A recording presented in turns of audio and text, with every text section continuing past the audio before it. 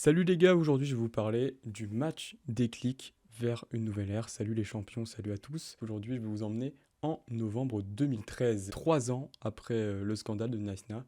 Naïsna, c'est le nom du camp d'entraînement de l'équipe de France durant la Coupe du Monde 2010, la fameuse Coupe du Monde complètement loupée par l'équipe de France avec le scandale du bus. Après donc cette catastrophe, on voit donc le passage de Laurent Blanc sur le banc de l'équipe de France. C'est un quart de finale de l'Euro 2012 et ça s'arrête à là. Malheureusement, l'équipe de France n'était pas encore assez forte. Et donc Didier Deschamps débarque fin 2012, quitte l'Olympique de Marseille et donc va débuter la campagne de qualification pour la Coupe du Monde 2014. La France termine deuxième de son groupe derrière l'Espagne, championne du monde, double championne d'Europe en titre et donc logiquement favorite. Par contre, on se souvient que l'équipe de France avait réussi à tenir tête à la Jura. Le match aller à Vicente Calderón avait vu l'équipe de France revenir à un but partout à la toute fin grâce à une tête d'Olivier Giroud. Sissoko qui va fixer, Ribéry, il n'y a pas d'enjeu, Ribéry, il faut frapper, Ribéry, la tête, et but. Le match retour, malheureusement, s'est moins bien passé. On perd 1-0 au Stade de France à 10 contre 11 avec notamment un carton rouge pour Paul Pogba, le jeune Paul Pogba prometteur qui arrivait à l'époque en équipe de France. L'équipe de France disputera donc, comme pour l'édition 2010, les barrages. Les barrages, on en a un mauvais souvenir. On sait que c'était compliqué en 2010 de passer face à l'Irlande. On se souvient de la main de Thierry Henry, le scandale qui avait fait suite à cette qualification controversée de l'équipe de France. Et l'équipe de France va donc devoir affronter l'Ukraine, deuxième de son groupe derrière l'Angleterre. Personnellement, j'avais gardé un bon souvenir des rencontres contre l'Ukraine et je pense que c'était globalement ce que pensaient un peu tous les Français. On se souvient d'une victoire 4-1 en amical, avec notamment un doublé de Marvin Martin pour son premier match à l'époque. On le comparait à Zizou, on le comparait un petit peu plus à Zinedine, depuis on l'a plus jamais revu, doublé pour son premier match en équipe de France, c'est super, mais derrière malheureusement ça n'a pas suivi. On avait eu également un but de Younes Kaboul, je crois, et le but ukrainien, il vient d'une grosse frappe de Timo Tchouk, un peu étrange, et Mandanda a voulu la dégager du pied, c'était peu académique, mais bref, il a eu le mérite d'exister ce but. Il y a eu une autre rencontre entre l'équipe de France et l'Ukraine, c'était lors de l'Euro 2012, donc avec Laurent Blanc également. Et cette rencontre s'était soldée sur le score de 2-0 avec une très très longue interruption. Le match qui avait mis du temps avant de se lancer parce qu'il y avait des très gros orages qui avaient éclaté sur Kiev. Derrière, l'équipe de France avait réussi son match, 2-0 en l'espace de 4 minutes. Yann M'Vila, Yohan Cabaye. Donc en soi, on avait plutôt dans nos têtes l'impression que l'équipe de France allait plutôt facilement se qualifier parce qu'on pressentait soit l'Ukraine, soit le Portugal. On a eu la chance de tomber face aux Ukrainiens. Et donc l'équipe de France va affronter l'Ukraine à Kiev, tout d'abord le 15 novembre 2013, rencontre arbitrée par Cüneyt Çakır devant 67 732 spectateurs. On assiste à un désastre total, une équipe de France décevante qui se fait bouger par de valeureux Ukrainiens, il faut le dire. Des valeureux Ukrainiens qui marquent à la 62e minute par ce diable de Zozulia, comme aimait à l'appeler Christian Jean-Pierre. Puis après une faute de Koscielny qui concède un pénalty à la 82e minute sur ce même diable de Zozulia. Yarmolenko inscrit avec de la réussite le deuxième but ukrainien. Donc penalty barre rentrante, Goyoris qui la touche, mais voilà, c'était compliqué. Koscielny sera également sanctionné à la fin de ce match d'un carton rouge. Déconvenu en plus pour l'équipe de France. Il ne sera pas là pour le match retour. On sait l'importance de Koscielny qu'il avait à l'époque dans la charnière. Il était super bon, il faisait du bien. Malheureusement, là, il était totalement passé à côté de son match. Il concède le penalty, il prend un carton rouge, surtout sur la fin, quoi. C'était vraiment compliqué, à l'image de l'équipe de France. Évidemment, en tant que Français, on va se cacher derrière une excuse d'une malédiction. Quand Hugo Lloris porte le maillot vert de l'équipe de France, on se dit que bon, il y a peut-être une malédiction, parce qu'on se souvient que lorsque le gardien de l'équipe de France porte un maillot vert, ça doit faire une belle lurette qui n'avait pas gagné de match. Et derrière ça, l'équipe de France, elle en prend plein la tronche. Alors là, ça s'arrête pas.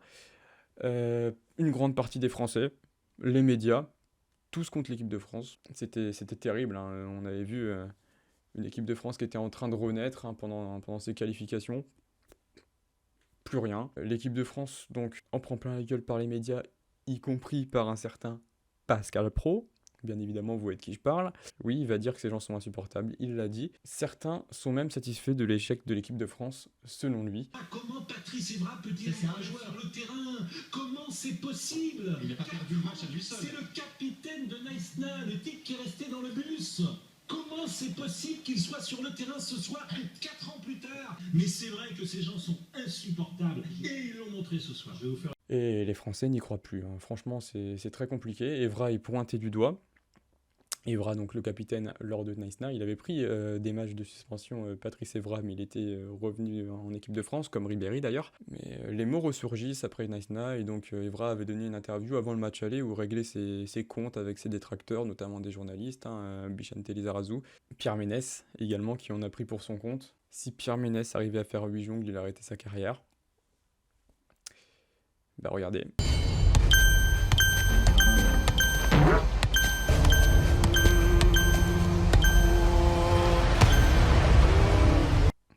Voilà, bon, derrière, il aura quand même continué sa carrière, Patrice Evra, avec la fin qu'on lui connaît, un petit peu triste, c'est tonton Pat. On en garde quand même un bon souvenir pour ce qu'il a fait, notamment à United. L'équipe de France doit se qualifier, mais cela paraît d'autant plus délicat que jamais auparavant, une équipe n'avait réussi à remonter 2 buts en barrage. Bon, on ne peut pas voir une équipe de France se métamorphoser en 4 jours pour pouvoir s'envoler pour Rio, pour le Mondial 2014. Et pourtant, on y arrive 4 jours plus tard, 19 novembre 2013, Saint-Denis, Stade de France, devant 77 000 spectateurs. Et sous le sifflet de Damir Jkomina, on attend alors une équipe de France nouvelle. Et cela passe dans un premier temps par les choix de Didier Deschamps, avec pas moins de 5 changements dans la compo. Alors, regardez la compo, on la voit, je vous la mets là. Yoris dans les buts. Bon, ça bouge pas, ça. Patrice Evra. Et là, la charnière, regardez les gars, il y a un premier changement. Sakho, Varane. Alors, Mamadou Sakho, à l'époque, il venait de quitter le Paris Saint-Germain, il venait de rejoindre Liverpool. Bon, ça se passait plutôt bien. D'un autre côté, on a Raphaël Varane qui commence à jouer de plus en plus au Real. On retrouvera d'ailleurs cette charnière, bien sûr, l'été suivant, à Rio. À droite, Mathieu Debuchy, milieu centraux, Paul Pogba, Blaise Matuidi, Yohan Cabaye. Franck Ribéry à gauche.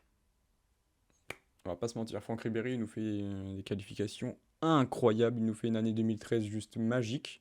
D'ailleurs, on sait toujours pas pourquoi il a pas fini le Ballon d'Or. Après, Messi, Ronaldo, ok. Ribéry était monstrueux en 2013, et quelle saison, quel joueur. C'était vraiment un plaisir de le voir jouer. C'est Ribéry et c'est pas Messi, Ronaldo, donc il n'a pas eu ce Ballon d'Or en 2013. Bon, ça a fait débat. À côté, Mathieu Valbuena.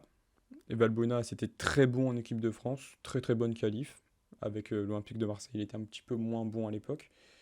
On se souvient notamment d'un but, une grosse demi-volée qu'il avait faite, ou ses fameuses enveloppées pied droit. Il en avait mis une en amical contre l'Italie. Et en pointe, Benzema. Alors Benzema, très bon joueur, rien à dire. Par contre, avec l'équipe de France, c'était tout de suite un petit peu plus compliqué. Deschamps décide de le réaligner dans son 11 à la place de Olivier Giroud. Benzema, pendant les qualifs, il avait connu un passage interminable de 1222 minutes sans retrouver le chemin défilé en bleu. C'est compliqué, Deschamps lui fait confiance. On va voir ce qui va se passer. Et donc, Rémi et Nasri ont été remplacés donc, par Mathieu Valbuena et Yohan Cabaye qui évolue alors à Newcastle. Côté ukrainien, donc on a un joli 11, Yarmolenko, Bezos, Konoplyanka, c'est des joueurs qu'on connaît un petit peu, des joueurs dont on a un petit peu entendu parler, Zozulia, on a très bien entendu parler, Rotan c'était solide, Stepanenko, Kachiridi, Ratitsky, Mandiouk, et dans les buts, regardez qui est là dans les buts, Piatov. Piatov, ça fait super longtemps qu'il est là, il est encore là actuellement, dans les buts de l'Ukraine, voilà. Rien à dire sur ce gardien, il était plutôt pas mal, il est encore au Shakhtar même. L'équipe de France va devoir mettre 3 buts pour se qualifier à cette défense. 3 buts. Donc on attend une nouvelle équipe de France également sur le terrain. Et dès le coup de sifflet de Damir Jkomina, les Français sont très hauts sur le terrain et veulent se refaire de la déconvenue de Kiev.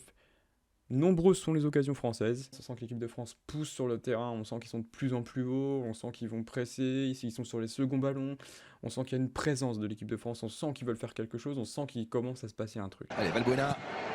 Oui. Il a frappé. C'était pour Pogba.